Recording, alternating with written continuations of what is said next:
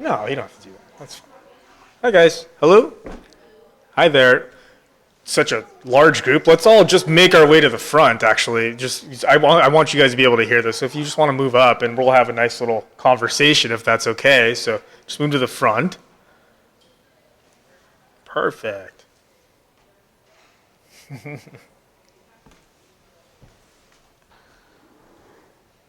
Hi, Amanda. She's got her headphones in. Very good. All right, so just real quick, we'll just get started with a quick little video. The audio is coming out of this little projector, so it's nice and quiet in here. We should be able to hear it.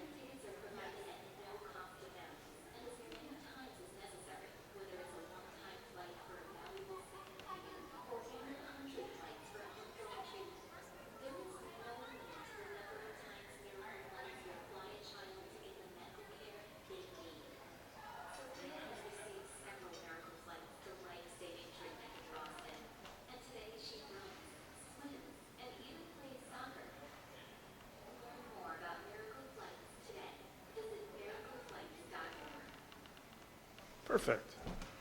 All right. So, hopefully you're able to hear just a little bit of that. But I'm Robert. I work for Miracle Flights. On stage with me is Jose, and this is Kathy, and another member of our team, Mel. Hopefully you were able to stop by the table, our table outside. If not, we do have some more information here as well. I did want to start real quick just by talking to Jose. Jose is one of he's a member of a Miracle Flights family, and he's gone through, I think 16 flights now. We've coordinated 16 flights for Jose and his family here today as well. And Amanda, who's in the picture, is actually right over here as well. So again, I wanted to give Jose a little bit of time, and we'll talk back and forth. Jose, he has to come up here, right? Because we can't really hear him. So, but I just wanted to give him a chance to tell the Miracle Flight story as well. So tell me, Jose, when did you first notice something wasn't quite right with Amanda, and what symptoms did you notice? For the symptoms of epilepsy, there's really nothing you can know that is going to come on. When she was just 3 years old, she started having her first seizure, and we really didn't know what caused it or what triggered it. So that was a very scary thing for us to go through. Awesome. That must have been so difficult. How did you learn about Stanford in particular? So I'll go back. So she's currently going to Stanford, Lucille Packard Children's, and we live in Las Vegas, and a doctor actually used to work at Stanford, and they referred us over to them. And then the challenge became, how do we get there? Because we had so much bills of just medical bills, insurance bills, lots of work. So now the question became the cost of travel. Absolutely. Before Miracle Flights, what were the things you were thinking about? What obstacles did you face? And tell me about, because you tell a wonderful story about the car trip. Yes. And mapping that out. Talk about that for a little bit. Yeah, I was talking to Rover over the weekend, and before we had to come to Stanford, we actually went to UCLA. We live in Las Vegas, which an average trip, if you really put in a lot of pressure on the car, would get you here in about 4 hours. So I used to literally map every single spot where there was a doctor facility, a clinic facility or a major doctor facility in case you were to have a seizure in the car, just to have the actual care and kind of emergency situation that could arise from that point. Yeah, yeah. I mean, obviously the anxiety Exactly. of having to, map that out just in case something awful happens, Exactly. right? So then Miracle Flights happens. Tell me how you learned about Miracle Flights. So we became aware of Miracle Flights actually by calling another organization back east because we're looking in flying into Boston. So they told us that there was an organization called Miracle Flights, and they were out of Las Vegas, and I couldn't believe it because that's what I lived. So sure enough, I contacted them, and I told them what my daughter had, and they said, you sure qualify for it. And she's eligible to receive the flights that she needs for care. Yeah. And how did that make you feel? When you learned about Miracle Flights, how did that make you feel? Well, it's like a weight lifted off your shoulder because you don't have that financial stress of now my horizons go from a 15-mile radius around my town. Now I can actually look into going to Boston, Hopkins. I can go to California. I can go to San Diego. There's different options that you have, and there's no limit of where they would go. And that was just the beauty of it. And in regards to the actual process of Miracle Flights, as a first-time applicant, what did you have to do? How did that work? So first-time application, it's a very standard application. It's 4 pages. They do ask for the patient's information, the condition, what doctor is seeing her in her hometown, what doctor will be seeing her at the treatment facility, and basically just the date of travel, if there's any specifications with oxygens or any restrictions for that, but it's very simple. That's great. That's great. And how many years have you been flying with Miracle Flights now? We've been flying with Miracle Flights for about 5 years. It will be this January. And 16 flights later. 16 flights later, And we have tell another me, one. yeah, tell me about Amanda now. So- How is she doing? And tell me about that progress. So as said at the beginning, Amanda was just 2 years old when she started. She's now 11. And just having a conversation with Robert out in the hallway, he came to work with Miracle Flights after the aftermath, what I call the most horrible years of our lives, because Amanda was just couldn't walk, couldn't talk, couldn't move, couldn't do a lot of things, but slowly but surely with the treatments that we have been getting, you can see her today. She's back at school. She looks just almost normal. We still have a lot of challenges, but one of the challenges of her being a little bit better is getting better every single day that we have. So great. That's exactly why we do what we do at Miracle Flights. That kind of story just warms our heart. I can tell you, I've been with Miracle Flights for about 1.5 years now. I met Amanda the first time, and she's come such a long way as well, even in my 1.5 years there. And she's just blossomed. She's opened up in ways that I could never have imagined at the very beginning. So we're so happy and thankful. Do you have any advice for the families out there that maybe might be going through something similar, and advice for them in regards to Miracle Flights? Sure.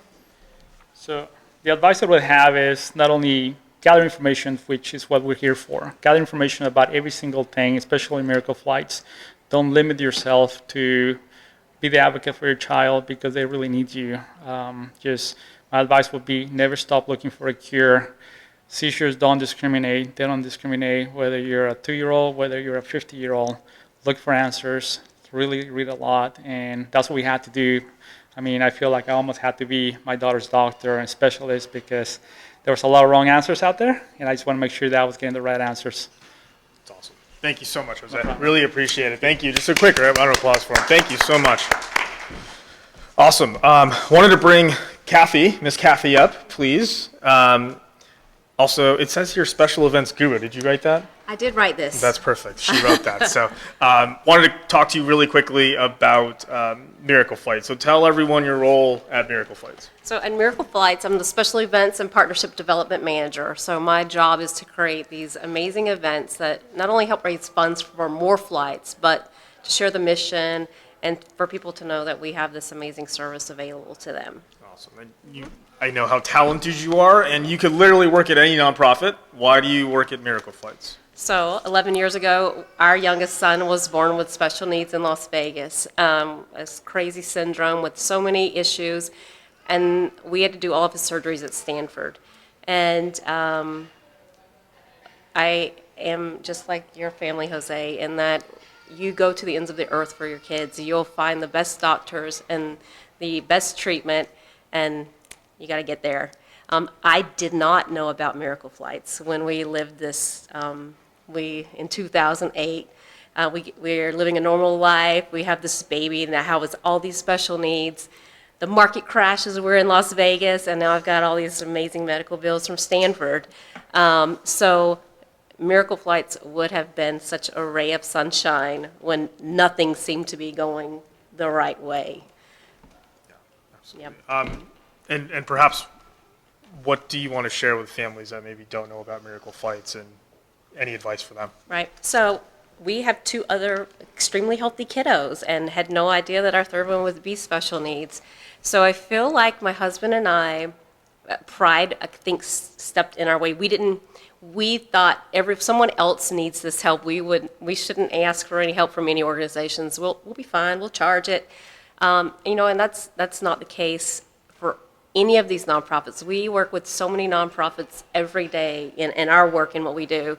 And I feel like families that with their resources, our nonprofits exist because there's a deficiency, there's a hole in a system, and all the nonprofits are here to help fill that gap and fill these holes, and to help these families live better lives.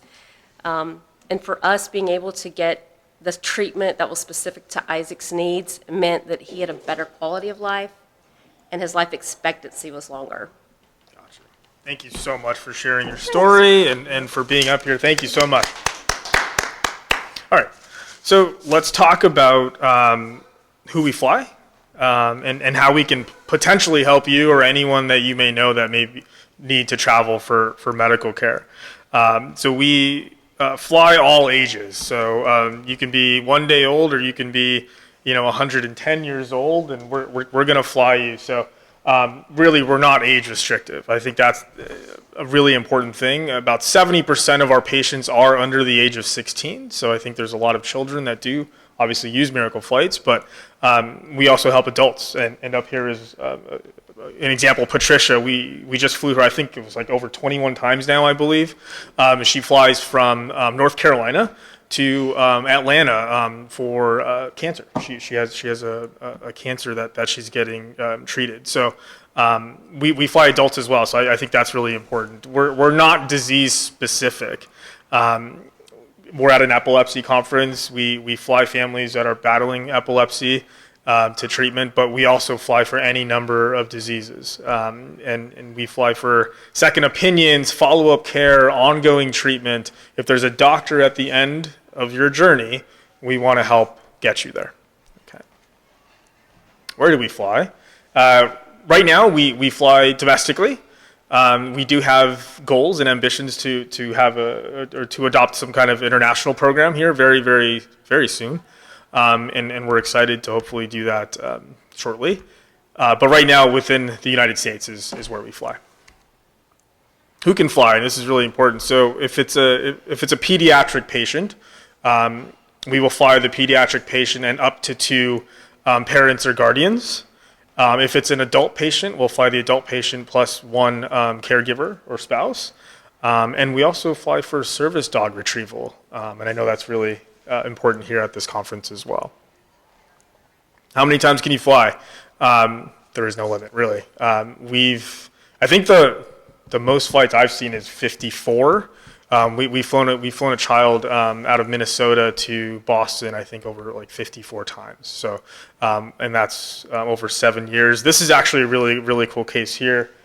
This is Jessica. She's from Las Vegas. We started flying her very, very young, I think 3 or 4 years old. I think we flew her over 40 times to Seattle. She deals with, she battled arthrogryposis and still lives with it. She was told she was not going to be able to walk when she was very young. Her parents got that diagnosis, and as you can see, she graduated high school last year and walked across the graduation stage because of the treatment she was able to get at Seattle Children's Hospital and a specialist up there. So we love that story, and again, there's no limit. Once you're with Miracle Flights, we're going to be with you through your entire treatment journey. How much you have to pay? 0. Miracle Flights provides absolutely free flights free of charge for all families. I think that's really important because I think sometimes, like Jose said, he kind of said it before, sometimes it seems too good to be true. Or Kathy says, maybe other families need this help. We're in a position to help as many people as we possibly can. So, and again, they're free tickets. How do you qualify? All right, so we have two main qualifiers. I think the first one, obviously, you have to be going to a medical appointment. There has to be a doctor at the end of that trip. And then secondly, you have to meet our income eligibility guidelines. So our goal is to help those that need it the most. And there's a financial component to what we do. We believe that we're fairly generous. So we use the federal poverty guidelines and we times that by 3. That's just a rough estimate of where we're at. So for a family of 4, that's about $85,000 a year gross income. So if you fall at 85,000 or below, we are here to help. One of the things that our team says, and what I love about being a part of this organization, is that we don't fall into these like strict metrics, right? Where we have these black and white guidelines. So we encourage everyone to call us. We're a yes organization that will absolutely try to get to yes. So for example, some families are thrust into these situations that are so difficult, and the finances change substantially. So their financials from the year before may say something that is above that threshold, but then they get thrust into this awful situation and they're paying bills, medical bills that they didn't anticipate, or there's co-pays and everything that can change a family's day-to-day life. So we ask these questions of our families and make sure that we're incorporating the most accurate picture so that we can get to yes, right? So we'll actually deduct those co-pays from their gross annual income. We'll deduct those medical costs and get to yes as often as we possibly can. What's the process? Jose kind of walked through it. We try to make it as easy as possible. So basically call our office. Again, we have a whole team dedicated to answering the phone, and we pride ourselves on our customer service. So it's sort of a concierge travel coordinator, if you will, and we will walk you through the process. We'll walk you through the qualifications and get to yes. We have an online application, it's about 4 pages, like Jose was talking about. So you would go on and fill that out. Provide proof of income, that's important. And then a letter from your treatment doctor. We want to make sure that at the end of the trip, there's a medical appointment necessary. We're going to do a quiz, but I think instead we should just give some bears out. So you guys may have seen Miles, the mascot, walking around. This is Miles, our little teddy bear. He accompanies our kiddos on their little journeys, on their treatment journeys. And he's been around for, I guess, longer than any of us have been with the organization, really, right? He's a little old, but he keeps his looks. He doesn't age very well. So anyways, that's about it for us. Please, let's just open it up to any questions that you all may have for us at this time. Pretty straightforward? Yeah. Pretty straightforward? Did I do? Yeah. Is there anything else? Okay, any questions? Okay, again, if you think of something later, please call us. I think if you all don't have brochures, I believe we might have a few here. And thank you so much. Appreciate it.